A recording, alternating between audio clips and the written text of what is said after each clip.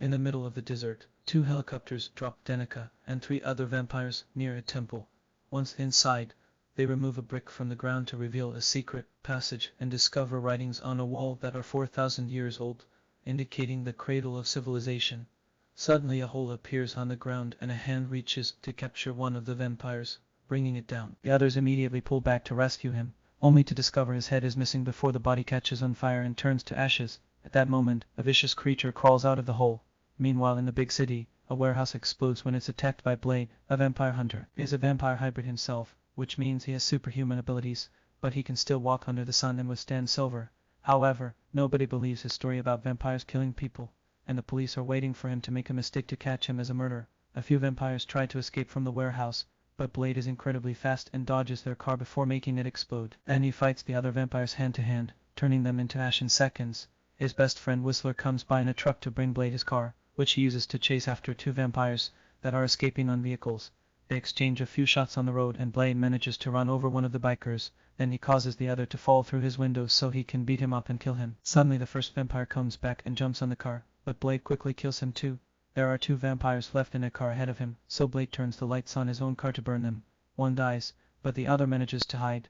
Next, Blade pushes their car with his to make it flip, and when he comes out, he discovers the remaining vampire has been staked with silver yet he has turned to ash. The vampire reveals that he's just a human wearing fake fangs, and this was a trap. Blade is currently being recorded by Danica to have proof has killed an innocent civilian. Soon the cops are approaching, so Blade runs away. Afterward, Blade returns to his hideout, and Whistler gives him a gift, a special inhaler so he can take the serum that keeps his thirst down more easily. Meanwhile Danica sends the video to the fleet before going home, where she discovers the creature that they brought from the temple has already fed on 5 people. Danica goes to check on him and sees has taken a more humanoid form, using the name Drake. He thinks modern vampires are a shadow of the old power, but Danica wants him to guide the vampiric community and kill Blade. At the train station, a group of young vampires are hanging out when they see a lady with a baby waiting for the train alone. They immediately surround her and start beating her up, but when they take her baby, they discover it's a doll. Suddenly one of the vampires turns into ashes and the lady reveals to be Abigail, a vampire hunter. With great martial skills and specialized weapons that include a hidden knife in her shoe, she kills the vampires one by one until there's nothing left but their ashes. Some time later, Whistler leaves the hideout to buy the newspaper, which is already talking about the Blade case. This allows the fight to follow him, and in the middle of the night, the agents attack the hideout. After telling Blade to run, Whistler activates self-destruction on all his computers while opening fire on the agents, who manage to hurt him in the leg. Blade also encounters agents on his way out and fights them hand to hand while Whistler receives another shot. Finding himself cornered, he has no choice but to activate an explosive to destroy all their equipment, dying in the process. Blade jumps out of the building right before it blows up, but then is surrounded by agents and has to surrender. Later at the police station, the Fae agents make fun of Blade for believing in vampires and accuse him of being a serial killer. Then they leave him in the hands of Dr. Vance, who proceeds with the mental examination. He treats Blade like a crazy person, asking dumb questions like the name of the president to check Blade's grasp on reality. Vance pronounces Blade psychotic, and while the fight and the cops argue over who should have custody of Blade, Vance injects him with tranquilizers. At that moment Blade realizes Vance is a familiar, meaning has pledged himself to a vampire leader. He confirms this by showing his tattoo, and it's revealed that the Fae agent also has it. It's all been part of Danica's plan to get rid of Blade. At that moment, Danica and a few other vampires like Jarko arrive at the station pretending to be the transfer team. Blade is too weak to defend himself, but suddenly the window is shattered, and one of the vampires is burned down. It's another vampire hunter called Hannibal, who immediately begins fighting the vampires and kills a few of them while Danica runs away. Jarko manages to push Hannibal against the wall, but the distraction allows Blade to use his inhaler and finally recover. He immediately kicks Jarko away and grabs his things before joining Hannibal in the corridors, where they start fighting a bunch of cops with the help of Abigail, who turns out to be Whistler's daughter. Soon they find themselves surrounded by both cops and vampires, so Blade escapes through the ceiling while Abigail uses a special bow to open their way through the vampire group. The dude manages to make it outside and watch Blade jumping out the window explaining he went back for his sword. Outside there are cops waiting for them too, but suddenly Dex appears to pick them up.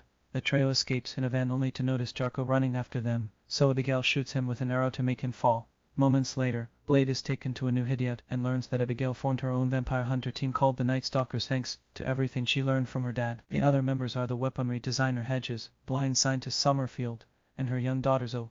In fact, it was Summerfield who designed Blade's new inhaler, and Whistler had wanted Blade to work with them. Hannibal reveals he used to be a vampire and Danica's pet until Abigail rescued him, and Summerfield cured him, but Blade is interested because they're amateurs and he sees them as kids. And the group shows Blade some old relics, revealing that the legend of Dracula is real and has been around for 7,000 years, has used different names through time, and now has the guy Danica calls Drake. Dracula is the original vampire, and is so powerful that the sun doesn't affect him. In fact, while the team discusses this, Drake goes out during the day to learn more about modern society. Eventually he makes it to a goth store and is disgusted by all the dumb Dracula merchandising, which includes a vampire adult toy. Offended, he decides to throw one of the clerks out of the window and feed on the other one. Back to the team, Summerfield reveals she's been working on a biological weapon that she calls Daystar, a virus that specifically targets vampires. Unfortunately, the virus lethality is still spotty, so they need better data to work with. Dracula's blood is still pure and unaffected by generations of mutation, so they'll need a sample of it. To reach Drake, Blade thinks they should go through the familiars first. Before they leave, Hedge hands them a bunch of cool new weapons, including a arc. The team starts visiting all sorts of familiars, which they find by following the tattoo. They beat them all up, but none of them have any useful information. After lots of pointless fights, the trio is dangling a familiar off the side of a bridge when the guy suddenly gets a call from Vance. Finally having a name, they let the familiar fall to his death and go to Vance's office, beating up even more guards on every single floor. Many more humans are knocked out until they find Vance. But before they can talk, Hannibal notices the real Vance is dead behind a desk. The Vance in front of them is Drake, who quickly changes forms and dodges Abigail's shot to capture Hannibal. After stabbing Hannibal, Drake jumps out of the window and Blade immediately follows him. They run through the city until they break into a building, and after destroying several apartments, they make it to the roof, where Blade discovers Drake has kidnapped a baby. Drake confirms has been brought back because the other vampires want to be able to walk in the sun too, and he throws the baby, disappearing while Blade catches the child. Meanwhile, Abigail heals Hannibal's wound and tells him not to give up, but when they return to the hideout, she can't stop being upset over the loss of her dad. Drake goes back to Danica and decides to feed on her. Sometime later, Summerfield informs the team that she has located the vampire's laboratory at Biomedical Enterprises. She also downloaded a copy of their recent purchases, which include curious things like bone marrow growth supplements and genetic sequencing enzymes. Blade and Abigail decide to go investigate and make it to a warehouse in the middle of nowhere. Suddenly the fight agent arrives with his vampire leader, so Blade immediately kills her and forces the agent to share answers.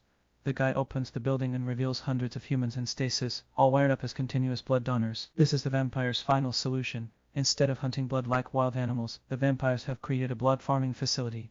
A furious Blade shoots the agent, and then forces the computer technician to shut down the facility, which kills all the sleeping humans. At the hideout, the rest of the team is relaxing in different ways and does notice Whistler entering the building. He approaches Hannibal, who is confused until Whistler grabs his face, and he realizes this is actually Drake. Seconds later, Summerfield hears a noise and goes to investigate, only to find a ball covered in blood. She tells Zoe to hide while she keeps investigating, not realizing she's walking right next to Dex and Hedge's bodies. Suddenly Drake finds her, and in her hiding spot, Zoe hears her mom scream. She wonders if it's safe to come out, but suddenly she finds her way blocked by Drake. Moments later, Blade and Abigail come back to find Hedges, Dex, and Summerfield all dead, but Hannibal and Zoe are missing.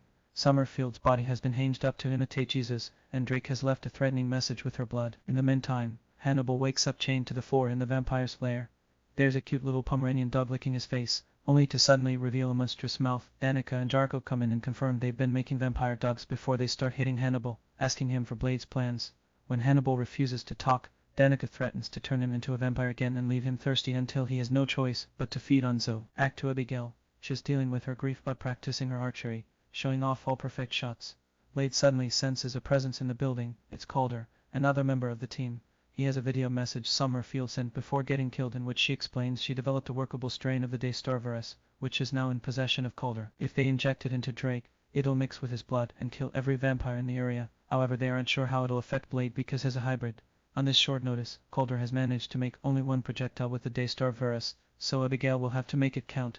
Since all the team members have a tracker implanted in their bodies for emergencies like this, Abigail is able to easily find Hannibal's location. She and Blade grab as many weapons as they can carry and take off. At the vampire's lair, the monsters continue to beat Hannibal up because he still refuses to talk. Suddenly they start coughing ashes because Abigail has put liquid silver in the air conditioning system, and Blade drops down through the skylight and starts fighting the vampires, while Abigail rescues Hannibal. Blade is soon surrounded by guards too, but he has no trouble getting them out of his way and keeps advancing to fight more vampires, burning them down with his special weapons.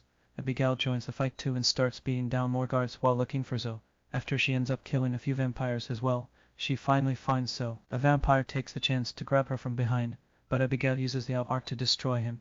Meanwhile Hannibal gets his things back and tries to join the battle, only to come across a bunch of vampire dogs. He immediately runs away and at the last second makes a jump, tricking the dogs into jumping out of the window. However, he steps back and accidentally falls back into his cell, where Dracula finds him and starts fighting him hand to hand. At first it seems Hannibal is at a disadvantage, but when Dracula is about to bite him, Hannibal puts an explosive in his mouth and burns him down. Afterward Blade finds Drake and they start fighting with swords. They are both very skilled warriors and the fight goes on without either of them managing to land a hit. Some of the vampires want to shoot Blade to help their master, but Abigail appears to kill them with her bow. Soon Danica appears with a gun too, but Hannibal tackles her to stop her, which triggers a fight with her. Suddenly Blade kicks Drake through a window. So after a long jump, both men drop their swords and start fighting hand to hand. Drake drops Blade onto the ground with great strength before starting to transform into his monstrous form. Blade tries to retaliate with a few kicks and punches, but Drake is too strong and keeps throwing him away.